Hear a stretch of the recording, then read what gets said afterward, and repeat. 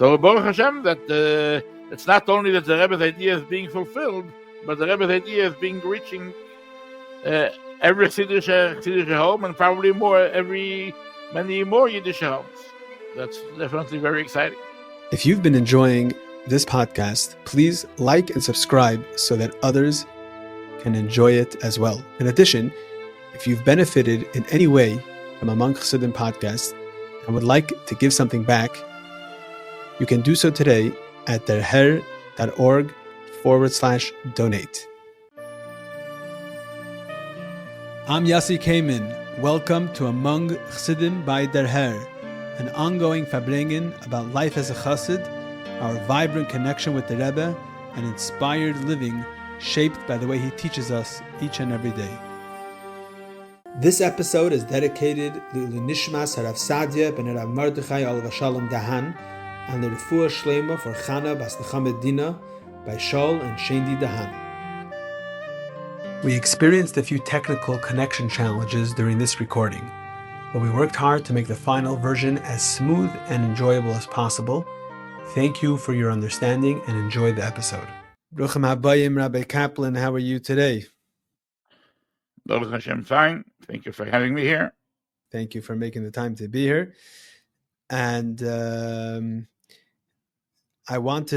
reason why I wanted to have a conversation with you, I think that there's a number of things we could discuss that I would be interested to discuss with you. And perhaps a different time we would do that. But for today's conversation, I would like to focus specifically on the amazing project that you were Aymed Bereish, and that is the Tanya Hasholaim that just came out. So let's do that. Okay, I'd like to mention I'm Aymed Bereish in the sense of editing, but the Aymed Bereish of the project is Rebbe Chaim Sholbrook. Okay, Rebbe Chaim Sholbrook, obviously, that's Shmei Heilich Lefanov. So, but I think it says in the book. I think the title was there's a title for you that had that said that you were the initiator, the chief editor of the project. Okay, that's the chief editor. So, that's right. Okay, very good. So, before we get into this specific Tanya and the chiddush of it, I want to backtrack a little bit to Tanya Bechlal. So I think that may be a good way to today. Everyone that learns Tanya, usually they are introduced to it, they're being taught it, or they're learning it with some type of pirush. And I'm curious, when Alter Rebbe printed the Tanya, there was no pirushim on the Tanya. And I want to know, I don't know if you know the answer to this question, but in the first generation, or, how were people learning Tanya right when it came out? Do you have anything to say about that? Okay. At the time when it came out, there was what Alter Rebbe explains in Hakdomas HaMelakit, that the Tanya was really a continuation to private consultations which the Chassidim had with the Alter Rebbe during Yechidus. And the Rebbe says, it's not, I'm just giving out now a sefer and people should start learning the sefer. This is a continuous conversation. We had Yechidus, we're discussing, you're bringing your questions, your inyonim. So Chassidim at the time of the Alter Rebbe, they looked at the sefer not as we're starting to learn some kind of sefer. This is not the way the Alter Rebbe wanted them to look at it. It's a continuation of a conversation which the Alter Rebbe had with them. Just the conversation was moving from private consultation to the sefer. And this is why the Alter Rebbe explains in Hakdomas HaMelakit that the general rule, the Alter Rebbe begins with a question.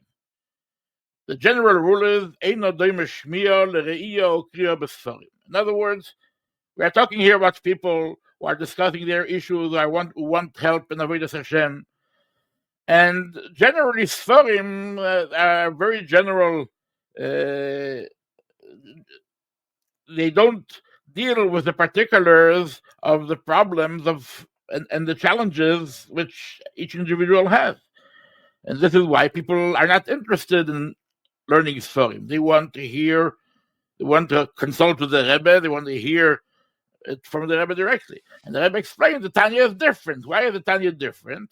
Because the Tanya is not I'm just giving out a sefer.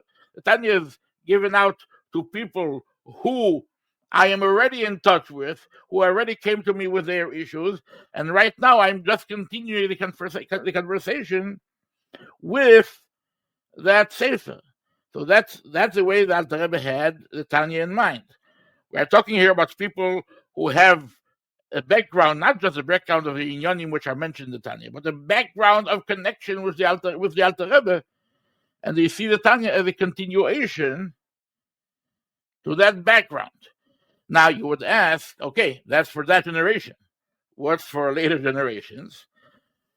So really, the Rebbe says in Sichos that B'yodei Makirei Kamina refers not only to his generation, but to generations to come. They are all considered Yodei Makirai of the Alter Rebbe. But in practical terms, the Alter Rebbe says himself that those who are not able to, from the Tanya itself, the way it's given to them, they're not able to find and understand the individual instructions for themselves, so they should ask to the Gedolim Shebe'iroi V'heim Yevoinenuhu. In other words, the Tanya comes together with an oral tradition through the Talmidim of Alter Rebbe and from generation to generation. And indeed, there was from Rabbi Mendel that when you learn Tanya for the first time, it should always be from a teacher. You shouldn't just open Sefer Tanya and start learning, because the Tanya is just like there is Torah Shebe'al and Torah Shebe'al Peh. The Tanya is accompanied by a Torah Shebe'al Peh. The Tanya has to come with learning from a teacher. Now, if we are asking whether the Pirushim and Tanya and so on, whether they are a substitute for a teacher, I'm not the one to say that. Probably it's always better to start with a teacher, but maybe at least maybe some of it, maybe at least maybe some help there is also in learning with the Pirushim. So it's not only a sefer, but it's a living document. Yeah, that's really what the Akdomas of Malakit is all about. Right. And I guess this leads us right into this Tanya that we're going to talk about, because a lot of the Tanya is Pirushim in the Tanya that are given by the Rabbeim. And obviously, if that's the way the Tanya is supposed to be, that there's an oral tradition to the Tanya as well, it makes perfect sense why there's so many Biyurim from the Rabbeim on the Tanya, besides the Biyurim that Chassidim give. Let's move on to this Tanya, Sefer Tanya Hasholaim. So I understand that the whole project and the final product that came out of the Tanya Hasholaim is based on a project that the Rebbe himself initiated and revealed that he was working on. So if you can please elaborate, what is that project that the Rebbe was working on? What did he say it is? What is it exactly? Okay, so if we start from that, actually the story of the Tanya Hasholaim, we could start it from two angles, but you started it from here, so we'll go with that. I only ask questions to guide you, but if you want to start from a different angle, Adarabah. Okay. No, let's start with this. Okay. The Rebbe printed the Tanya for the first time in Tafshin Yud Dalet, 1954. And then the Rebbe added at the end of the Tanya Mafteches and Risofes and Tikunim and so on, and there was a Pesach Dovel. The Rebbe wrote an introduction to those Mafteches. And there the Rebbe writes about his plan. It's actually, this is printed in every single Tanya, printed from Tafshin Yud Dalet till today. There is this Pesach Dovel with the outline of the Rebbe's plan. And the Rebbe says that Kehos is working on a plan of Tanya Hasholaim, a complete edition of Tanya, which will include, and the Rebbe names 3 things. One is Mari Mekoimus, obviously, references to sources and so on. Then a Pirush Kotzo, a short commentary on the words of the Tanya. And Likut Pirushim Merabeseinu Nesiyenu, a collection of biurim, explanations, interpretations, chidushim of the Rabbeim and the Tanya. And this, the Rebbe writes about this plan. It's printed in every single Tanya since. And the might of the plan will never materialize.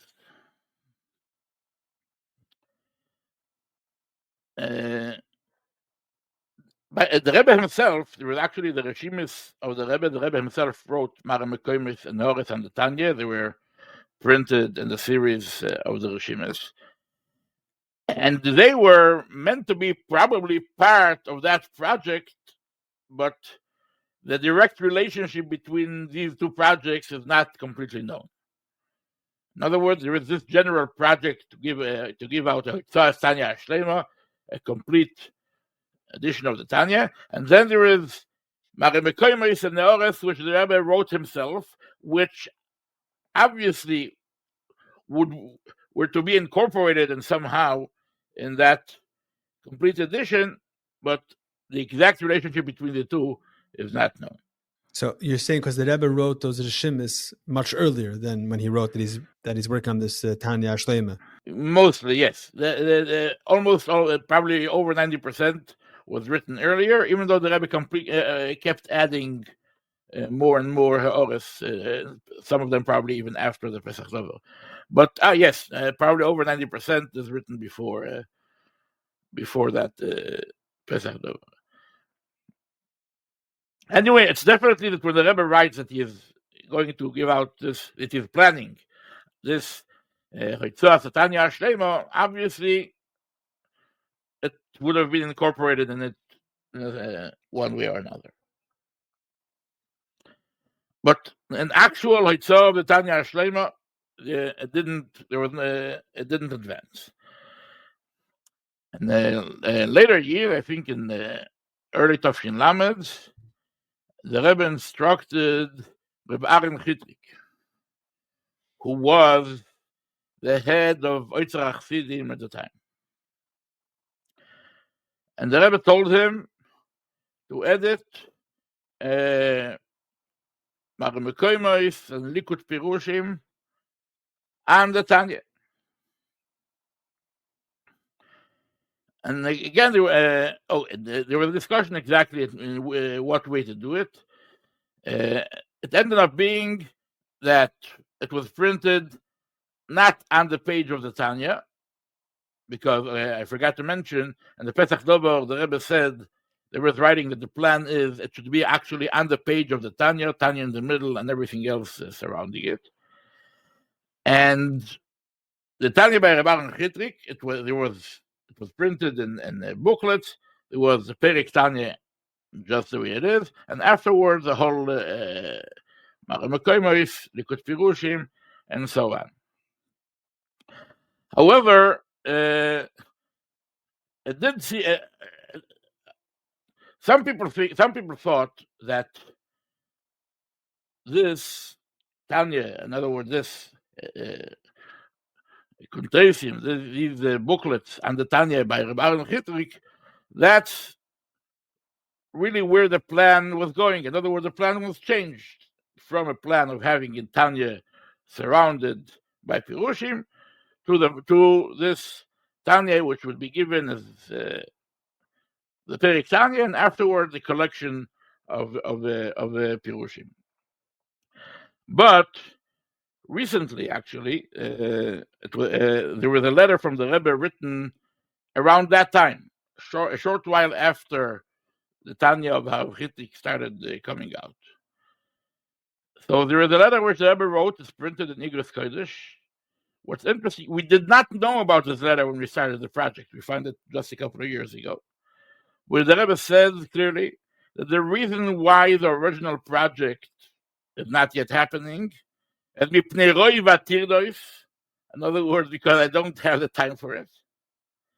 And he says that the project of Rabbi Chitrik is a haschola umein. In other words, that's not fulfilling the project the way it's supposed to be, but being that the project is not yet happening, so as a beginning, something which is somewhat similar to that project, this was the Tanya of Rabbi Chitrik.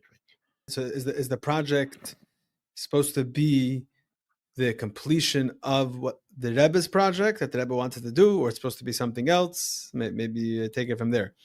So eventually, the project did not start as a project to fulfill the Rebbe's plan of Tanya Hasholaim. This is not how the project started. This is the second angle which I was trying to get to.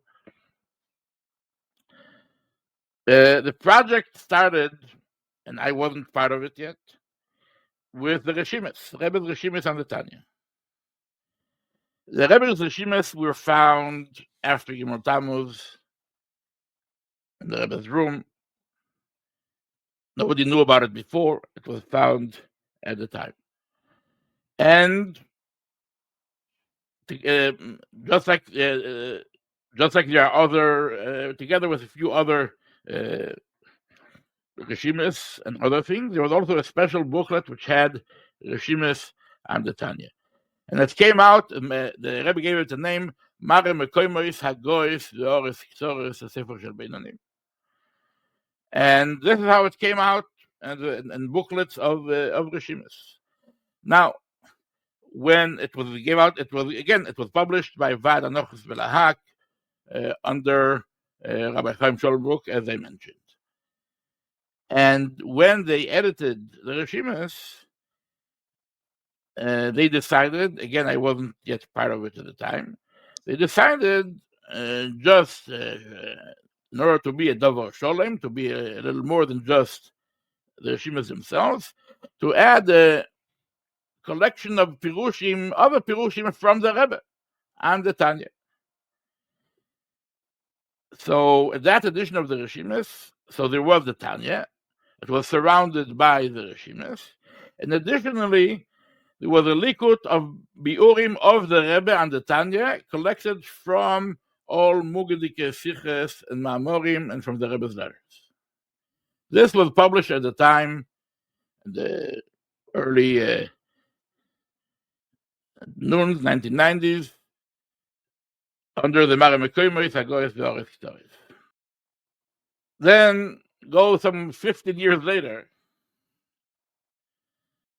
there was interest in publishing a new edition of those Reshimis.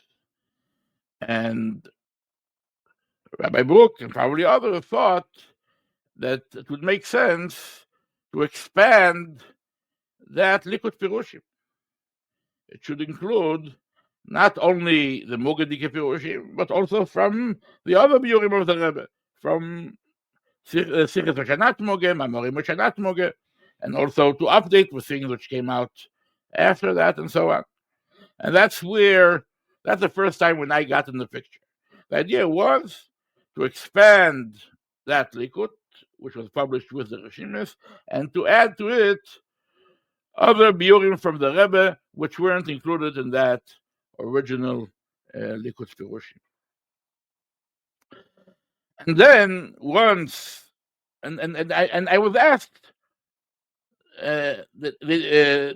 even before they actually started to run the project, they asked me to make a sample of a few sample Pirushim, how it would look like.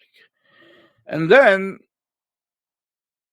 they came out with the idea, since we are adding Pirushim of the Rebbe, and since we know that the Rebbe had an idea of adding Pirushim from Rabbi Tzedek Nesienu in general, why not add also Biurim from Rabbi Tzedek Nesienu?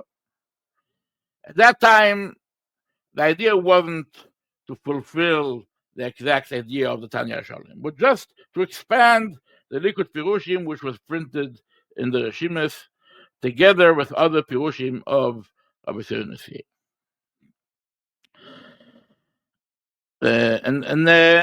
Initially, I was asked to make a sample, and then our book secured funding, and he started to run this project. What happened since is, really at that time, no one imagined the scope of this project. In other words, if you ask someone, how many biurim of the Rabbi Nasiya are there on Sefer Tanya? Now, obviously, if you want, the entire Chassidus is a Pirush on Tanya. Tanya is Teresh B'Chsav. So everything, you can give out an entire encyclopedia of Chassidus and call it a Pirush on Tanya. So obviously this is not what was meant. It was meant only things which are specifically written on the Tanya, which refer to the Tanya, not general biurim. For example, if in Tanya Perek Gimel towards the end, there was a few words about Das, so we are not going to put everything which Chassidus says about Das as a Pirush on that Tanya. You can't do that.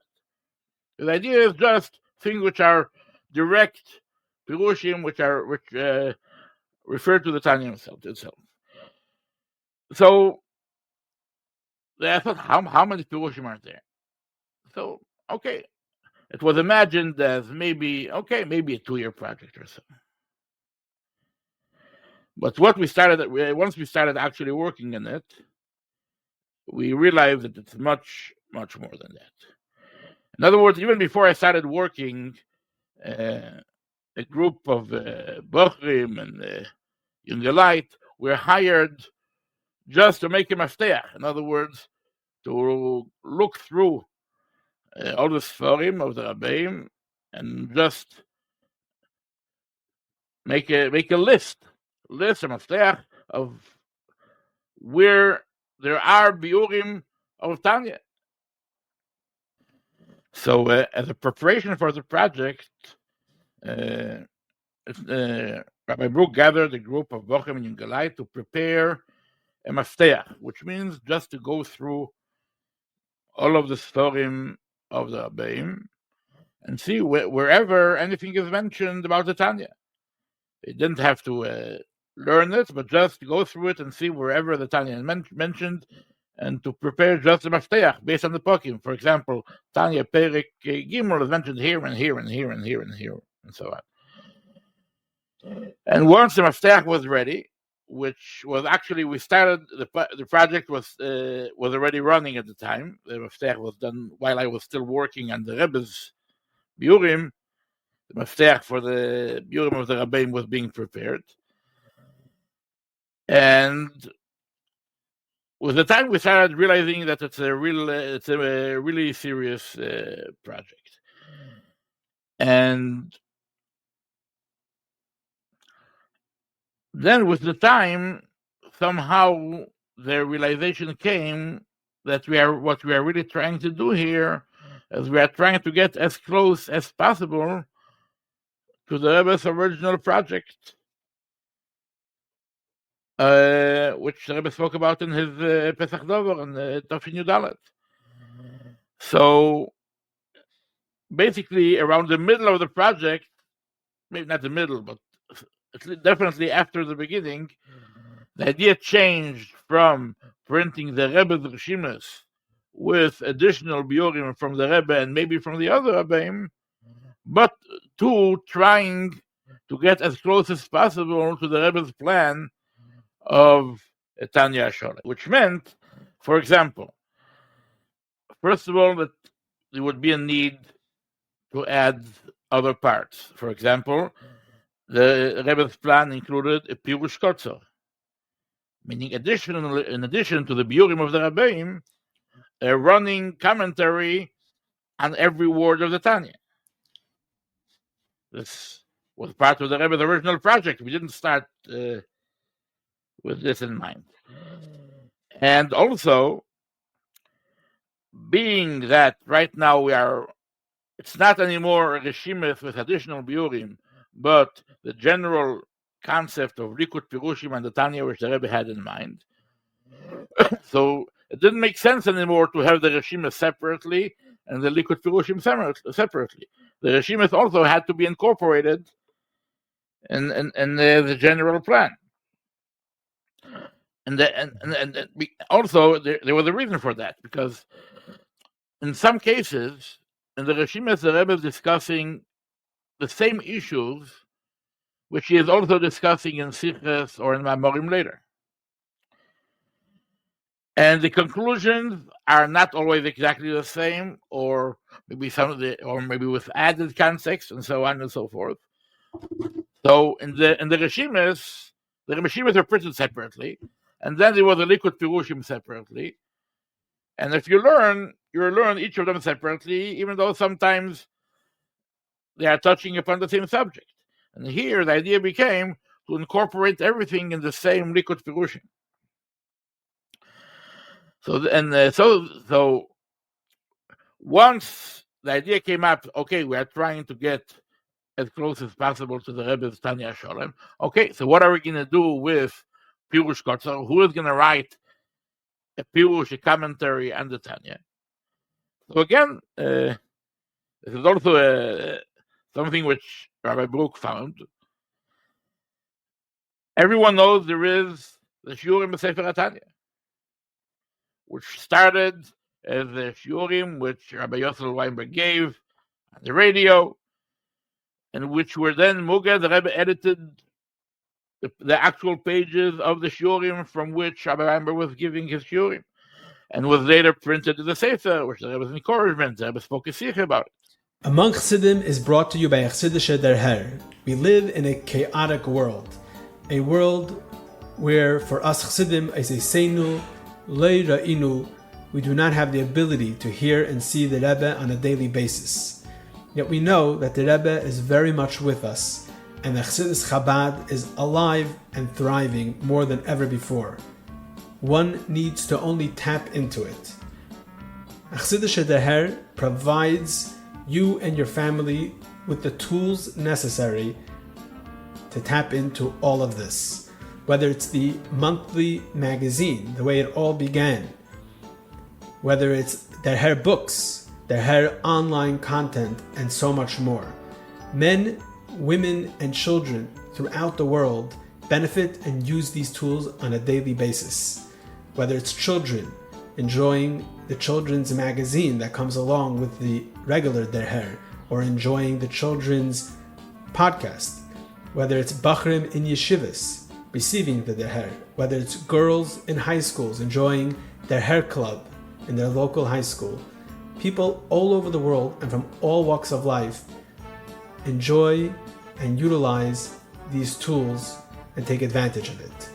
If you're not already subscribed to the Herr Monthly Magazine, do so today at derher.org. That's derher.org. Der Herr is a dynamic organization which is committed to continue providing these tools, grow on a constant basis, and do all that we can to help this effort. Baruch Hashem, it takes a lot of resources and finances to make this all happen. You can be part of Der Herr through your financial support as well, through visiting our website derher.org, or through contacting us to setting up a meeting. Thank you very much. Enjoy the rest of the podcast. So how did that work? Rabbi Weinberg would prepare the shiurim, and then he would write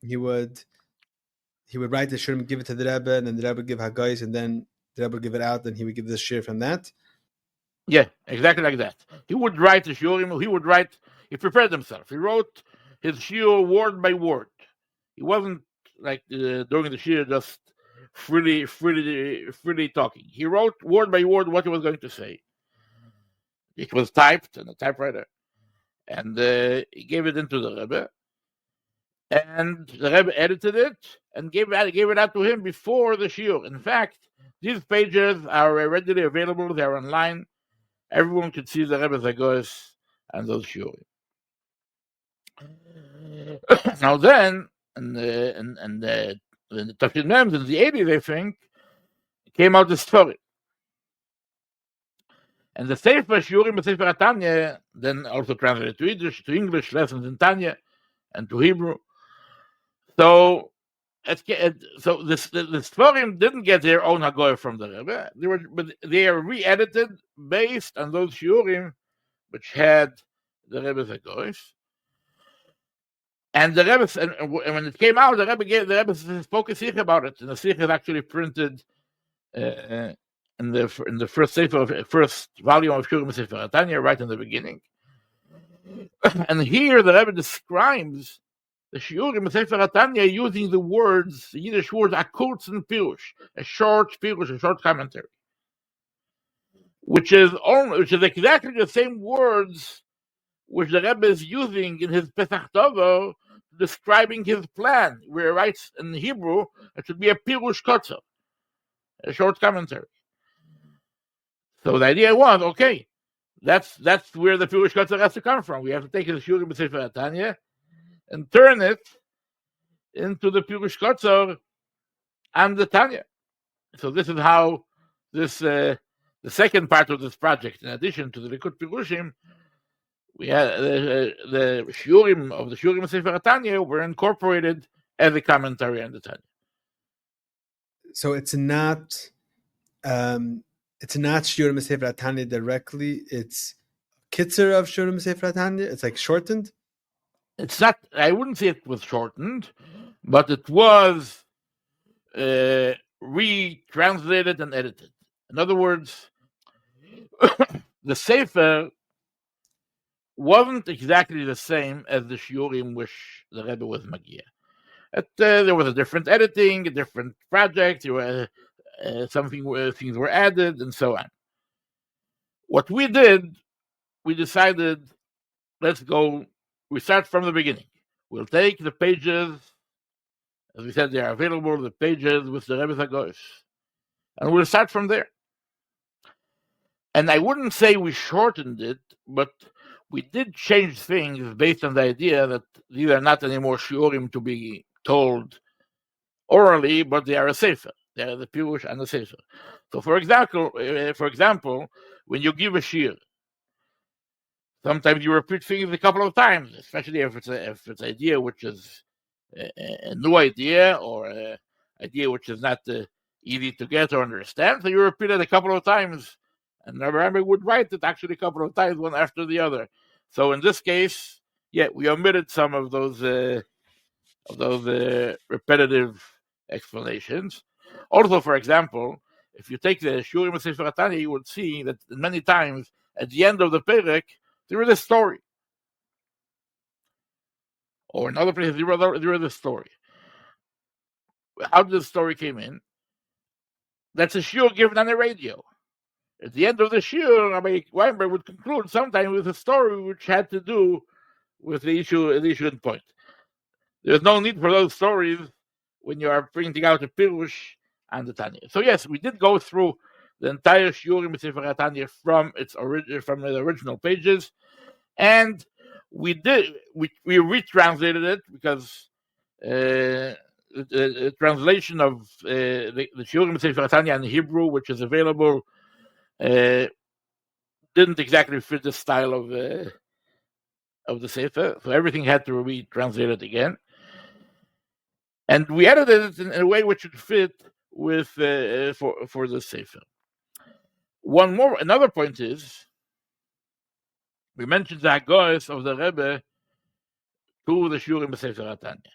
Now, those Hagoyos, some of them are indeed printed in the Sefer Shiurim Sefer Tanya. You will see on the bottom there are sometimes Heore from the Rebbe, and you have the Loshen, the words of the Rebbe, and they are translated to Yiddish.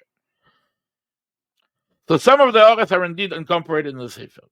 But some of the Rebbe's Hagoyos are not like long Heores, but they are corrections and smaller additions to the shiur, and those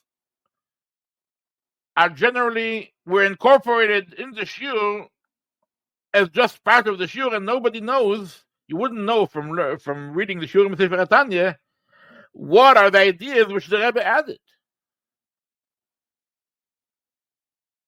That's something which you only see in the original pages. So what we did in the Shurim Sefer Tanya, when we wrote the Pirush Kotzer, is that in addition to writing, translating, and editing the actual Pirush, whenever there is a Agor from the Rebbe, even if it's the smallest Agor, it was also added separately in the Likud Pirushim. So we know these words are not just part of the Shir, they are actually in addition the Pirush of the Rebbe and the Tanya. Also, when the Sefer was published, we don't know exactly how much. In other words, it wasn't edited. The Sefer wasn't edited by Rabbi Weinberg himself. It was given to other editors to work on. And it seems, especially when we look through the pages, they weren't always aware of the full meaning of every Agor of the Rebbe. So we had to read all of those Agoros immediately from the Ksaviyat Kodesh to see exactly how they fit in. For example, sometimes the Rebbe is changing a pshat from one thing to another.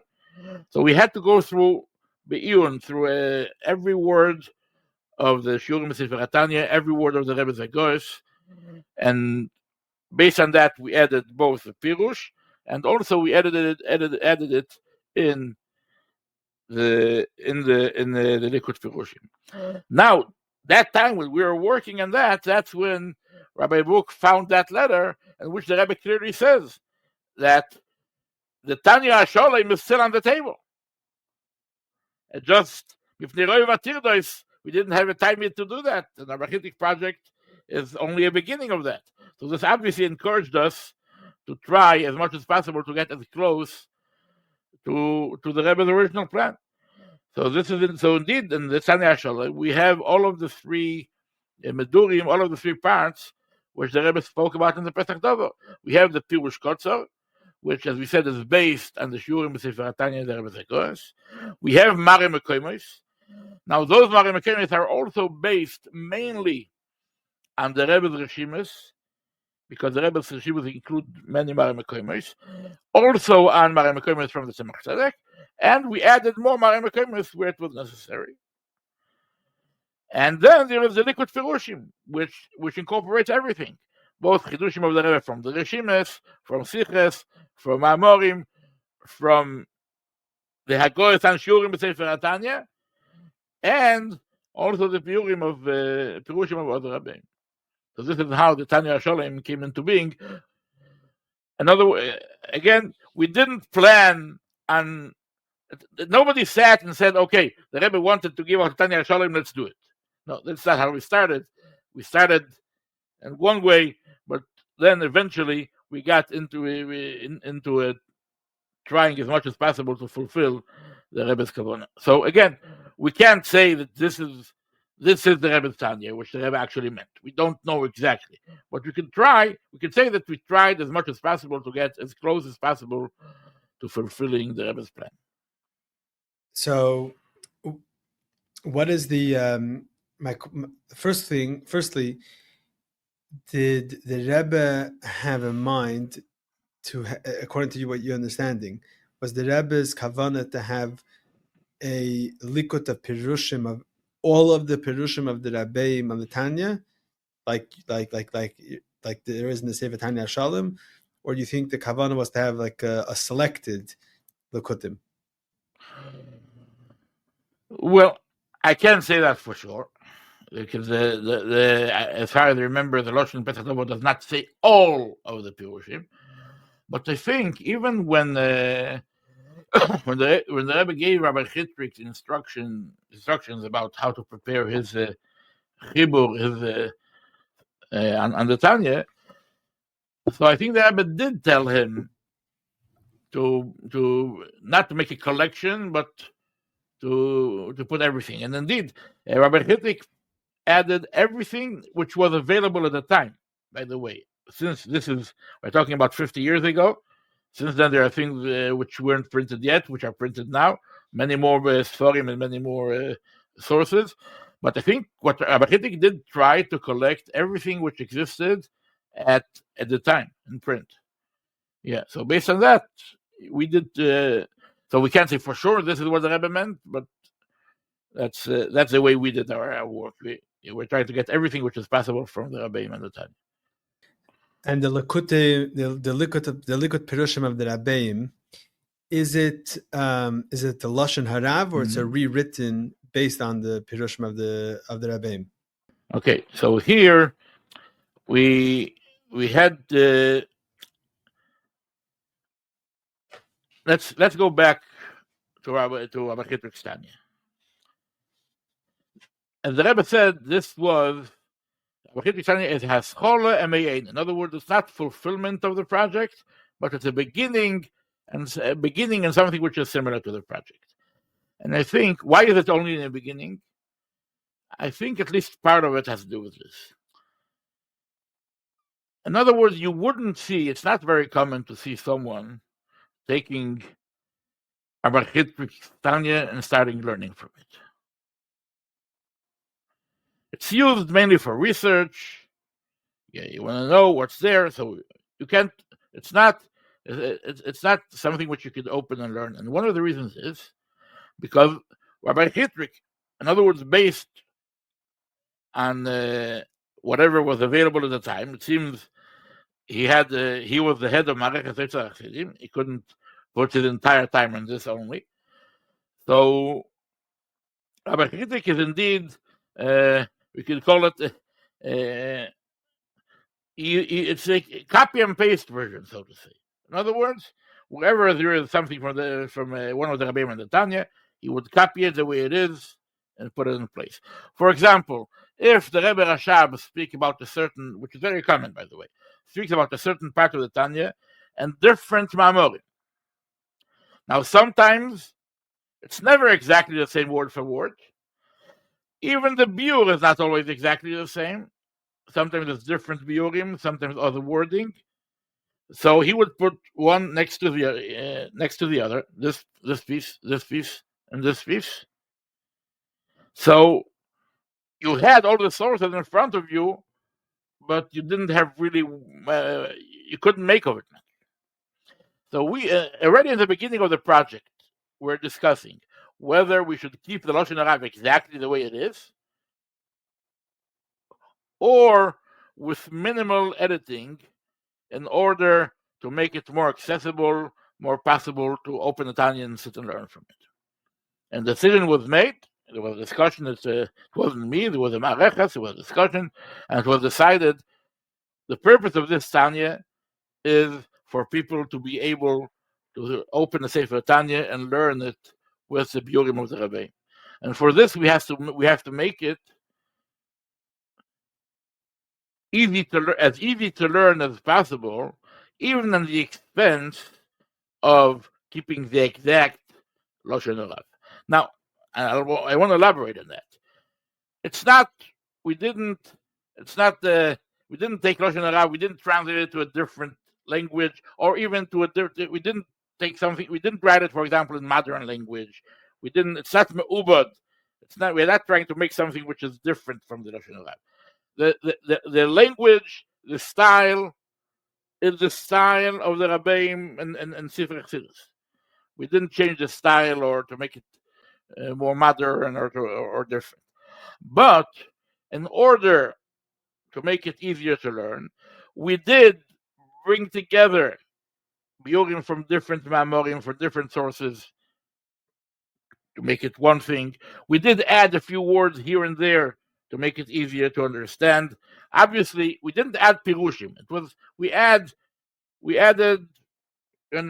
just connections or changed a little the order, anything which is meant just to make it easier to understand how the pirush goes. Whenever we felt that we need to add a little more than that, in other words, if you read the pirush the way it is, maybe you wouldn't understand, and we need to add additional explanation. We didn't add it inside. There was a ora, and in the bottom we wrote it could mean this and this, and we added and made it clear that this is from the Motzi La'or. This is our suggestion. We didn't add inside any substance which is not from the Rebbeim. But we did edit a little bit the language to make it more accessible and easier to understand. For example, let's take the Rebbe's Rishimas. The Rebbe's Rishimas are written very, very short in code. You print it the way it is, it's very hard to learn. So yes, we have to add a few words to make it easier to understand. But again, not words of substance, but words which makes it easier to learn and understand what it is. So again, we didn't keep the Lashon Harav exactly. We kept the style of Lashon Harav, but in order, and these things make it more easier to understand. And we think this is possibly one of the reasons why we don't know exactly what the Rebbe's plan was, but from the Rebbe saying that Rabbi Chitrick's project was a me'ein haschala, this seems to indicate that the Rebbe wanted more than just copy and paste of pieces, but something which is a clearer pirushim and the Tanya, which could be learned easily with the Tanya. So that's the approach which we took, and this is how the Tanya Hasholaim is. Okay, very good. So I want to zoom out a little bit because you said a lot of different things of what the Tanya incorporates. So if you open up the Tanya, can you go through how it looks and what each section is? Okay. Should they actually be? There's a safe actually. I can open a safe, but I don't know if it's. You wouldn't be able to see much probably in the. We could try. We'll see. We'll see if it goes through the camera. We can see if it works. That's right.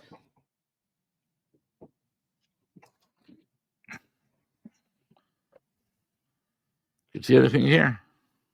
Okay. So here is an example.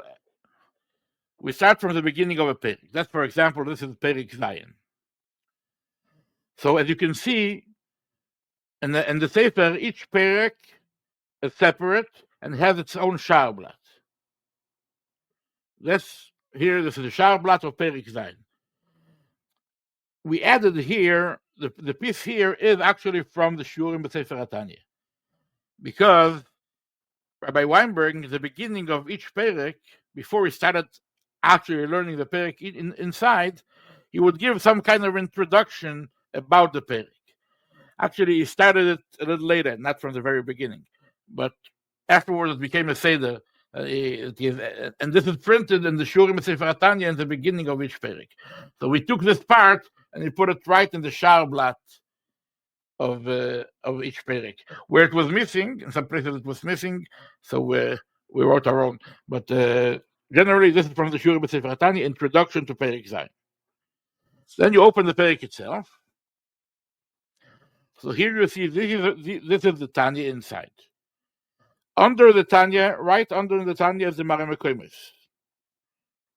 Again, some of them from the Rebbe, from the Tzemach Tzedek, and some we added. And under the Mareh Mekoimos, there are actually a section of Ha'oris and the Mareh Mekoimos, which is where we brought probably quotes from the Mareh Mekoimos when it was important and so on. So that's the Mareh Mekoimos, and these Pinuchim quotes from those Mareh Mekoimos. Then, on the side, here it's only on this page, and other pages it goes to the other page too. That's the Pirush Kotel. That's from the Shurim B'Sefer HaTanya. It's parallel to the Tanya itself, so you learn the Tanya and you can learn it with the Shurim around it. And a large print is the words of the Tanya, small print is the Shurim. And then in the bottom, starting on the bottom and continuing to the next page, that's the Likud Pirushim. You have the first one has an Aleph, Beis, Gimel, and so on, and then the Ha'oris and them. Sometimes, in certain pokim, the Likud Pirushim is very long. You have pages, not here, you have pages, let's say, in Perek Aleph, or here, Perek Beis. You have pages which are entirely the Likud Pirushim, because there are parts where there are many Pirushim in. And then, in the end of every Perek, not in most pokim, there is a Kitzur. What's the Kitzur? That's from the Kitzurim and the Ores of the Tzemach Tzedek. We know that Tzemach Tzedek wrote actually two versions of Kitzurim and Tanya, in addition to Ores, and the Rebbe printed them in the Sefer Kitzurim ve'Ores. The Rebbe actually gave it out to everyone, I think, in Tafshinun. So the Tzemach Tzedek wrote the Kitzur on every Perik. So the Kitzur of the Tzemach Tzedek is printed at the end of every Perik. So that's basically how it works. You see there is the introduction. The introduction is really part of the Shurim Sefer Tanya. And inside we have the three parts, the Mare Mekoimos and the bottom, right under the texts, and the side, the Pirush Kotzar, and the rest of the Likud Pirushim. And towards the end of every Perik is the Kitzur from the Tzemach Tzedek where it exists. In the back of the Chelik Beis, I saw that there's a very rich and beautiful pictures of Kisvei Yad from the Rabbeim, from the Rebbe. So what are those inyanim that are in the back of Chelik Beis? Okay, that's a skira. This is because the Sefer, as we said, is taken from the biurim of all of the Rabbeim and the Tanya. So we decided that now the biurim of the Rabbeim and the Tanya are divided, let's say, into two parts. There are some biurim of the Rabbeim which are written specifically on the Tanya. The main ones, we know the Kitzurim ve'Ores of the Tzemach Tzedek. That's actually Ha'ores, which the Tzemach Tzedek wrote on the Tanya itself, directly referencing the Tanya. That's Chibur on the Tanya. There is also from the Rebbe Ashab. And, for example, there are Mamorim, which is the Bura Maschil of the Maimer as Lehovin Mashekosov Betanya. It's specifically written on the Tanya. Actually, from the Alter Rebbe, there are multiple Mamorim from the Alter Rebbe, which the beginning of the Maimer, the purpose of the Maimer, so to say, is to explain a certain part of Tanya. And then there are the Pirushim, which are just scattered all over, and many Mamorim and Sikhs. So we decided that's really also based on the way the Rebbe published the Kitzurim ve'Ores. At the end of the Sefer Kitzurim ve'Ores, the Rebbe himself wrote a skira on the different manuscripts, Kisvei Yad, where it was published from, and so on and so forth. So based on that, we thought it would make sense here too to add such a skira, description of the sources which we have from the Rabbeim. So obviously the description can't include all the Mamorim and Sichos, but those Hiburim which refer specifically on the Tanya, a description of where it comes from, what are the Ma'amekemes, what are the manuscripts, and so on and so forth. So that's in the back of the Tanya. We've printed such a description of all the sources, starting from the Alter Rebbe, the Mamorim of the Alter Rebbe, which are directly on the Tanya, with a few with copies from them. These are not copies from the Alter Rebbe's Ksav Yad, because the Alter Rebbe's Mamorim, almost all of them, the Alter Rebbe didn't write himself, but some of them are Ksav Yad of the Mittler Rebbe and from the other Rebbe. So over there is, so again, that's a description of all sources from the Rebbeim which are directly related to Tanya, including many copies, and Rabbi Brook made sure to make the copies in the most beautiful and the best quality possible, in the color and so on and so forth. It's a very interesting skira. But that's the idea. The idea is to have a general description of all the sources which we have from the Rebbeim and the Tanya, which are referred directly to the Tanya itself, from which we took the Likutei Pirushim.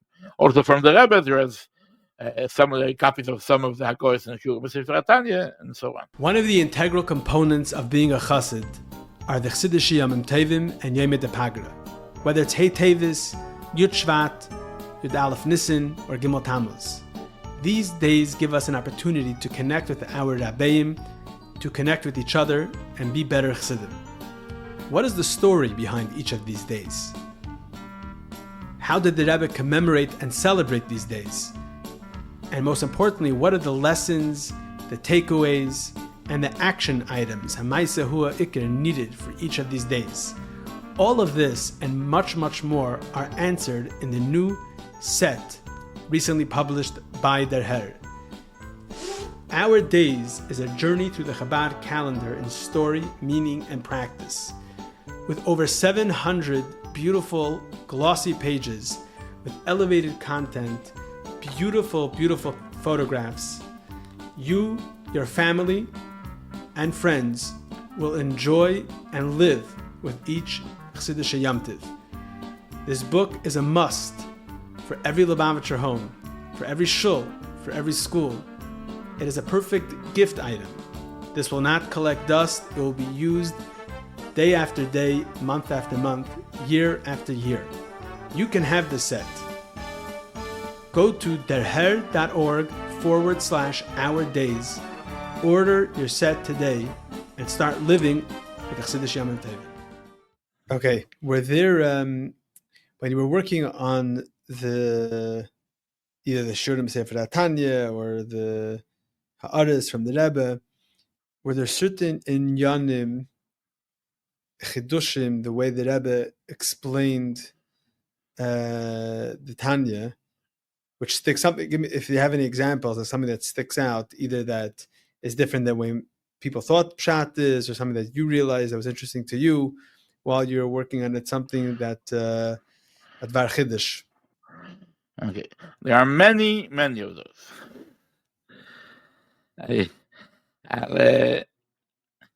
I'll say something very small, which I realized in that goes of Shurim and Shurim Sefer Tanya and the first Perek of Tanya. It's a small thing, but which I think it represents very strongly the Rebbe's look. So I like to repeat it.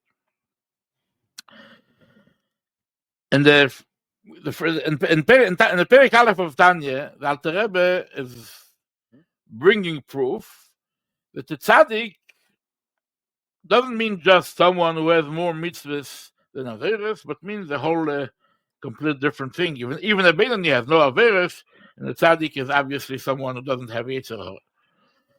And he brings the proof. What's the proof?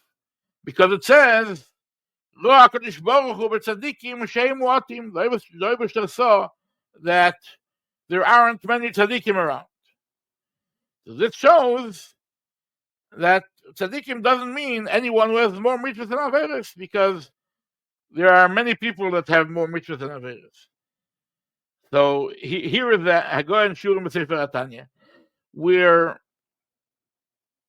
Rabbi Amber worked explanation. He explained it in simple terms. It says that Roa Kodesh Baruch Hu b'tzadikim she'em mu'atim. There are only a small number of tzaddikim, and therefore it doesn't fit with the criteria of Roiv Zchuyas, more mitzvahs than averos, because there are many of those.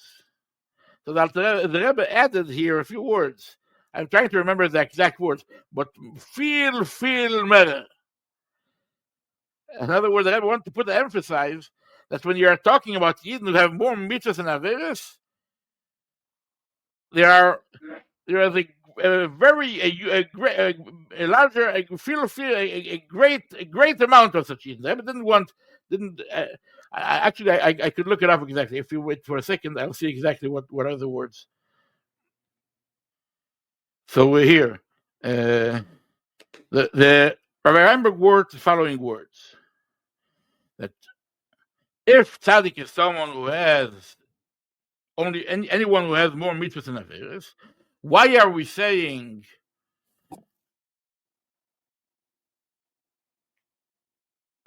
why are we saying that there is only a small amount of tzaddikim? Because many Yidden have more mitzvahs than averos. So the Rebbe added the following words: Viele, gor viele Yidden haben doch Roiv Zchuyas. In other words, you see, the Rebbe is not being, it's not such a big chiddush, but you see here, the Rebbe puts in his look on the Yid. It's not, you're saying, okay, there are more mitzvahs. Go feel a Yid. So many, the Rebbe here is Melamed Chus and Klal Yisrael. Every single Yid in the world, so many Yidden have Roiv Zchuyas, more mitzvahs than Aviris. Go feel it. So, even though you could say, okay, that's not a Chiddush, the Rebbe is not bringing a Chiddush, but we did incorporate it as a pirush of the Rebbe and the Tanya, because that's something which shows the Rebbe's look on Yidden and on Klal Yisrael, and then the Rebbe puts it right in the first perek on Tanya. Or I give another example where the Rebbe is actually changing the pshat of the words along a similar line. And this is in Perek Zayin, where Perek Zayin is discussing the concept of Klippas Noiga, the Klippe, which is the way it's in different Oilamos. And the Rebbe is saying that in Oilam Hazeh, Oilam Hazeh is Rubei Kechulei Ra. Oilam Hazeh is Rubei Kechulei, meaning vast majority. That's a simple meaning. Rubei Kechulei, vast majority of Oilam Hazeh is Ra, is evil. Rak me'at toiv me'ura v'seichel, there is only a very limited amount of good which is mixed into the klippe. So how do you understand generally the term Rubei Kechulei? Rubei Kechulei Ra. If you say Rubei Ra would mean majority is bad. You say Rubei Kechulei, not just majority, the biggest majority, the vast majority is bad. There's only just a little bit which is good. But again, the Rebbe here is changing the meaning. And again, in the second, I'll find the Rebbe's actual words. So again, the word Rubei Kechulei Ra, so Rabbi Weinberg translated, is die Klippe kimat in ganzen schlecht. It's almost completely bad. But the Rebbe added a few words. The Rebbe added, in gresten Teil. And now you read it, is die Klippe in gresten Teil kimat in ganzen schlecht. In other words, the Rebbe here is separating the Rubei from the Kechulei. And the Rebbe is saying, Rubei Kechulei means the majority of the Klippe is almost completely bad. In other words, don't take Rubei Kechulei as more than Rubei. Not the majority is bad, the vast majority is bad. No, Rubei Kechulei means the majority is almost completely bad. The minority is still good.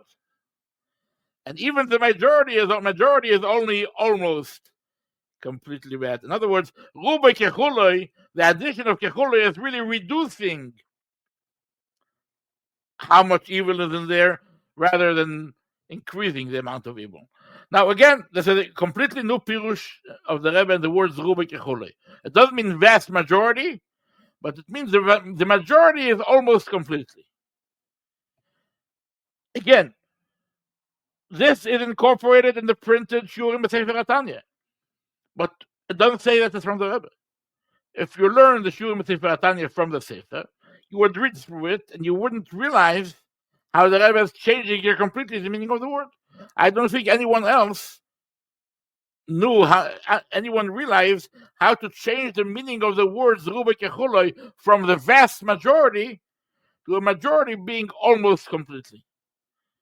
So this is another example where the Rebbe is actually changing the meaning of the words and giving it a more positive tone. It's not almost completely bad, but on the contrary, even the majority which is bad is really only almost completely bad and not really completely bad. So that's just a few examples from the beginning of the Sefer Tanya of small changes which the Rebbe is saying, which are changing how we understand these words. Now, there are a few places that, in other words, those small changes, there are literally hundreds of them. That's just a few examples from the beginning. But there are some places where there is a Chiddush of the Rebbe, which is, I believe, at least by me, it changed the way I looked at the I don't know if it's Tanya in general, but at least at certain parts of the Tanya. And I will give one example for that. And this is from the beginning of Perek Lamed Hey in Tanya. Perek Lamed Hey is the beginning of a new section, where later in Perek Lamed Vav, introducing the concept of the Rebbe Tachtonim, this really begins in Perek Lamed Hey to explain the word of La'asoisoi, the importance of mitzvahs ma'asiyos, mitzvahs which are in action. And in the beginning of the Perek, the Alter Rebbe says that what's the purpose of this part of the Tanya? So one of the I will say, I'll quote Alter Rebbe's Loshen again. That's from the second volume. So the Alter Rebbe is saying, lehovin me'at mizeir tachlis bria sabeinonim v'yeridas nishmoyseim le'olam hazeh. Loma since there won't be those the Beinonim, since they are not able to completely defeat their nefesh habamis and to completely change it into good. So lama ze yordu nishmoyseim le'olam hazeh liga lorik chas v'shalom. Why did the neshamas came down to Elam Hazeh? It seems that they are working, everything which they do is in vain. They're not able to conquer the nefesh habamis. They just keep fighting and fighting and fighting. It's legal orik, that's in vain. And to explain that, I'll give you the whole concept of how important is the mitzvah ma'asiyos, because mitzvahs which are done with action, so they involve the nefesh habamis. So whenever you do a mitzvah which involves action, you're actually changing and elevating a certain part of the nefesh habamis. But let's focus on that question. The question: why did the Beinonim come down to Elam Hazeh, legal orik, to toil in vain? When you learn it, there are obvious questions. First of all, what do I mean? Why did they come down to Elam Hazeh?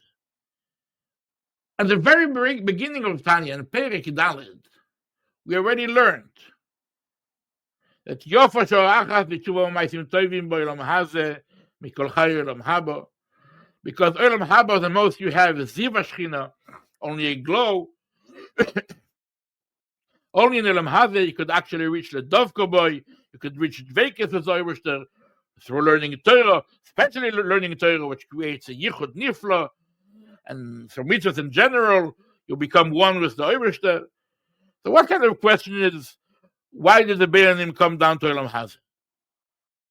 What do you mean? In Elam Hazeh they are gaining Torah, they are gaining mitzvahs, they are gaining Dveikes and Zoyverster, which you don't gain in higher elements.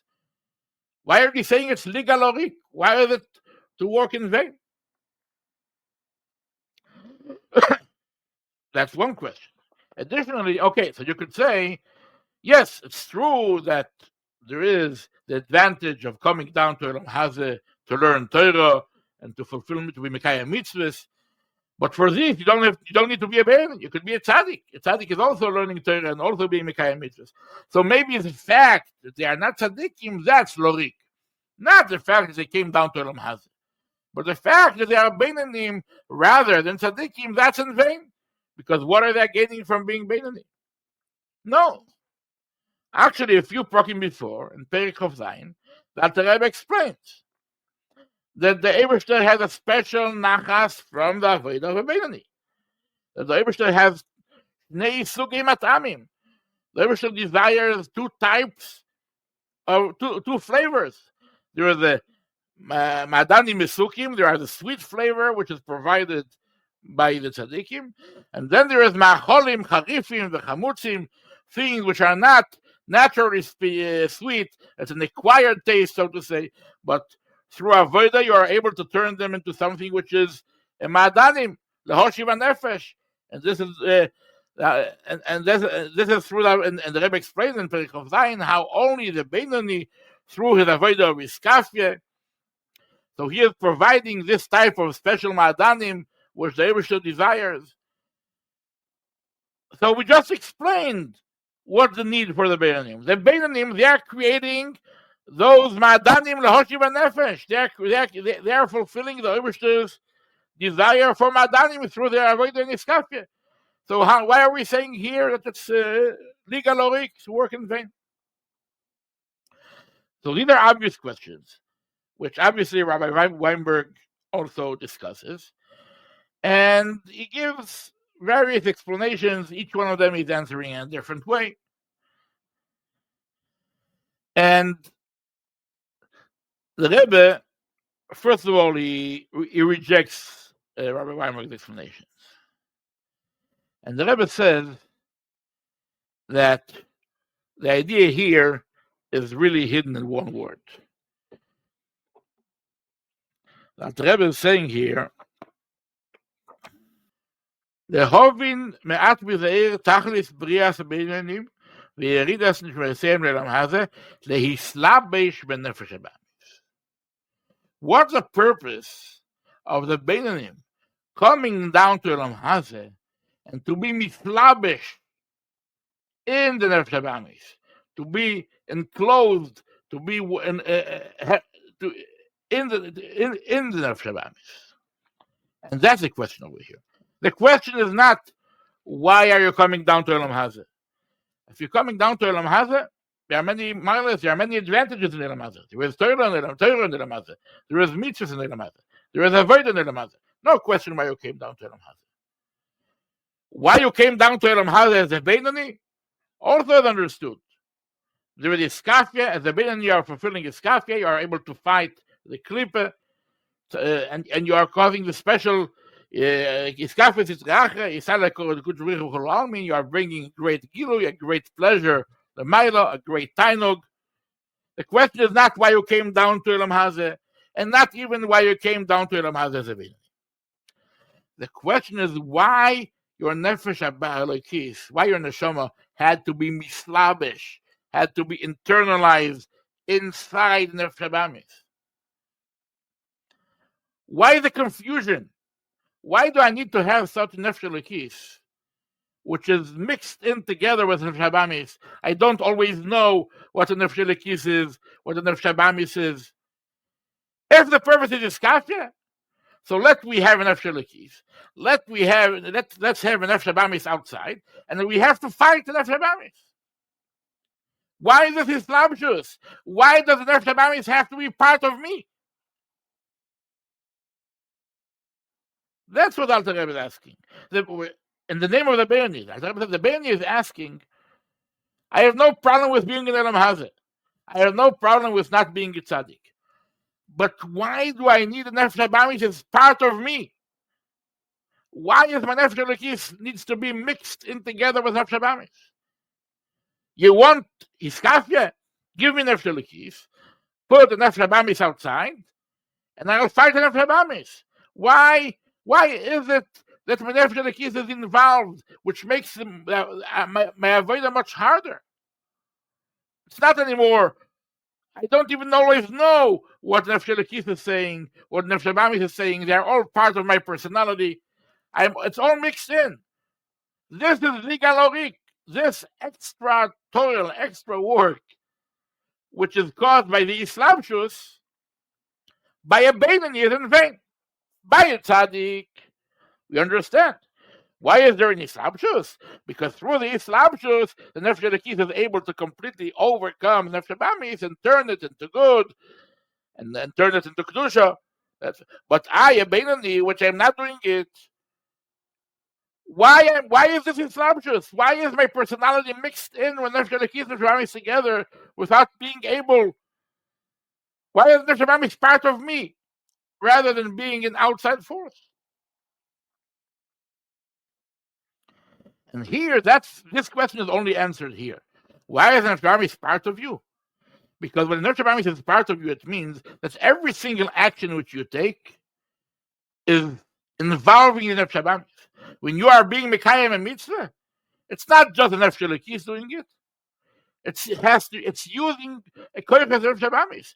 So every mitzvah which you are being mekayim, you are not only reaching the vekas with your nefesh elokis, you are also turning to kedusha a certain part of nefesh shabamis, even as a beinani, and not only in the tzaddik.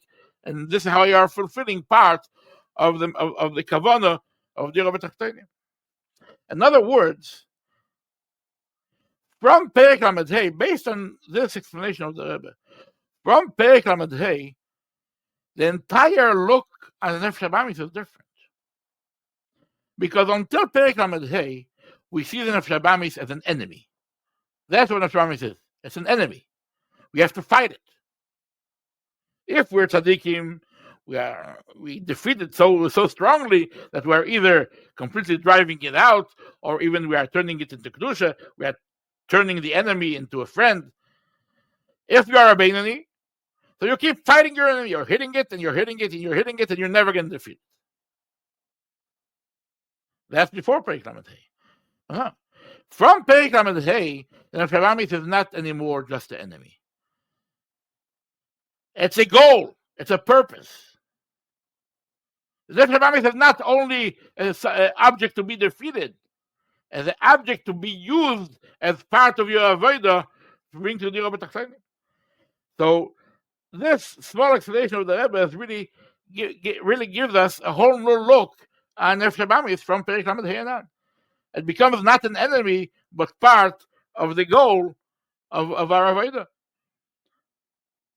So, and that's one very strong example, and there are a few more where a small answer of the Rebbe, a small go of the Rebbe, is changing an entire look of a part of Tanya. Okay, beautiful. Yeshikech for sharing that. I have a question that I'm thinking. I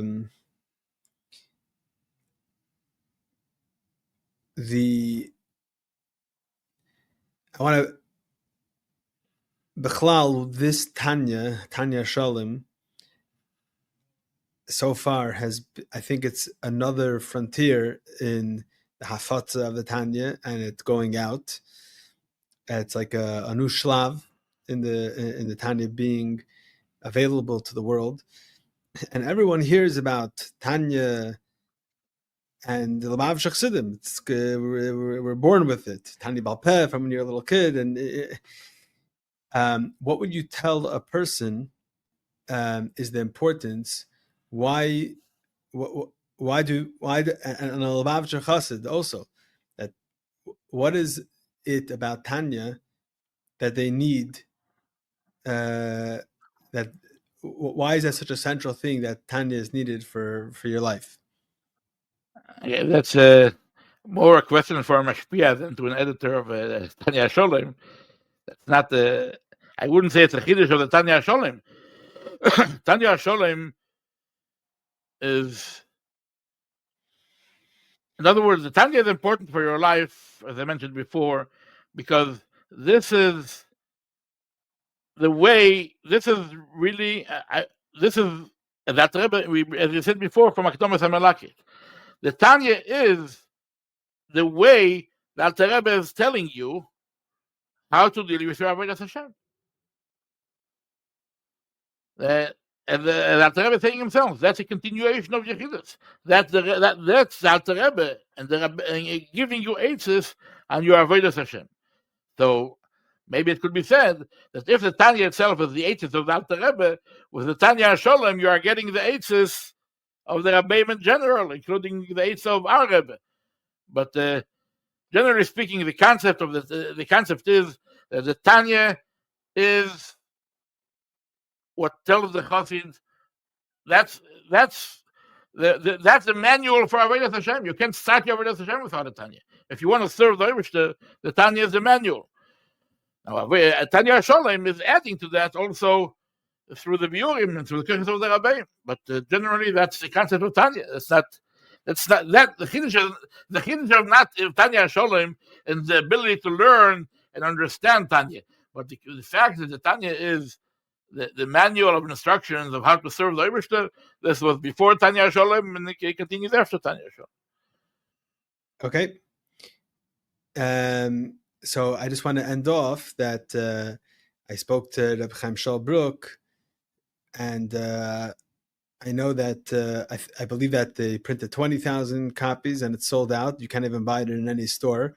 If you want to order it now, you have to pre-order because it's already being printed, second printing. And if you want to purchase a copy, you need to pre-order it for when it comes. After so many years of working on it, how do you feel about the fact that it was received so well and so quickly? And I mean, it's a lot of svarim to sell. How do you feel about that?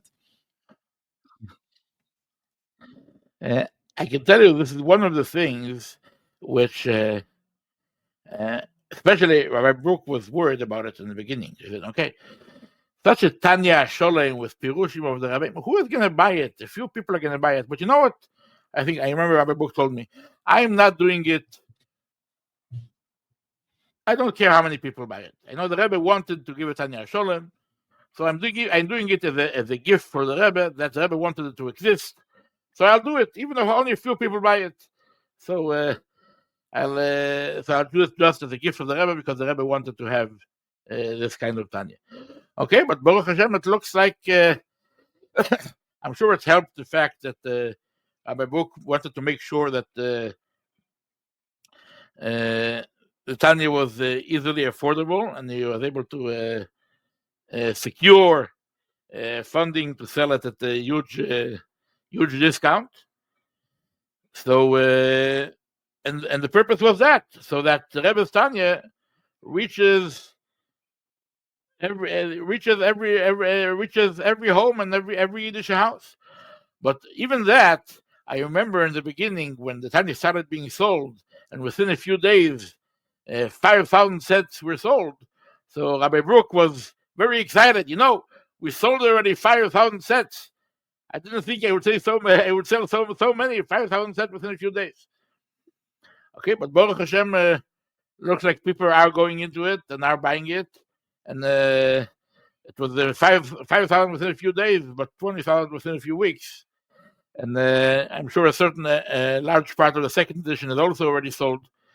So Baruch Hashem, that it's not only that the Rebbe's idea is being fulfilled, but the Rebbe's idea is reaching every Yiddish home, and probably many more Yiddish homes.